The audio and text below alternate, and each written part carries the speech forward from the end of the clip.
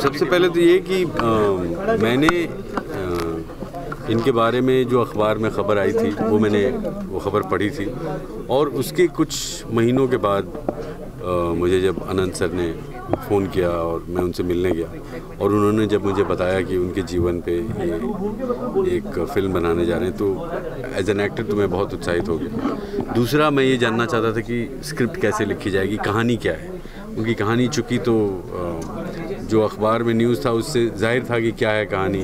उनका संघर्ष भारतीय सरकार के साथ पिछले 30 सालों से फ्रीडम फाइटर सर्टिफिकेट लेने के लिए जो जद्दोजहद उन्होंने की, वो उनकी कहानी थी, उनके संघर्ष की कहानी थी। लेकिन सिनेमा के लिए उसको लिखना एक बहुत बड़ा संघर्ष अपने आप में है। तो जब मैंने उनसे पूछा कि स्क्रिप्ट कैसे लिखी जाएगी, तो उन्होंने मुझे बताया कि सीपी सुरेंद्रन साहब स्क्रिप्ट लिख रहे हैं, और मैं सीपी सुरेंद्रन साहब का बहुत कायल हूँ।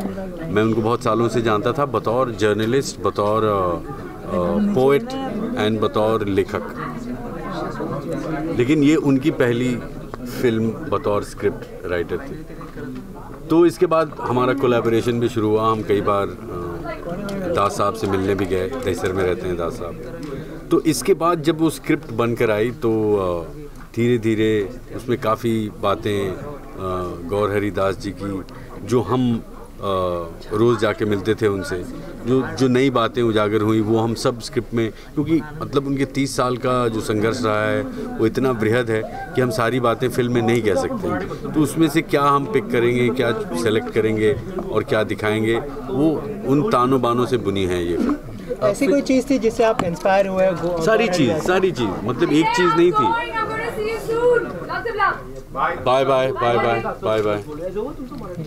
देखिए, उनको पकड़ा नहीं, आप लोगों ने, वो भाग रहे हैं। तो उनकी हर चीज़ काफ़ी इंस्पायरिंग है दास जी की। वो इतने सिंपल हैं, उनकी सादगी जो है, और उनमें ज़रा भी अभी भी 30 सालों के संघर्ष के बाद ज़रा भी कटुता नहीं है। ये मैंने जो महसूस की उनसे मिलने के बाद, ये सबसे अहम बात उनकी ये है कि उनमें अभी भी किसी के प्रति ज़रा भी कटुता नहीं है। तो इतने मृदुभाषी हैं, इतने मधुर स्वभाव के हैं, हमेशा खुश रहते हैं। अभी भी उनकी अभी उम्र कुछ 81-82 ईयर्स की होगी, लेकिन अभी भी उन्हें कोई मलाल नहीं है, कोई बड़ा दुख नहीं है वो, और अंदर से चित्त से प्रसन्न व्यक्ति।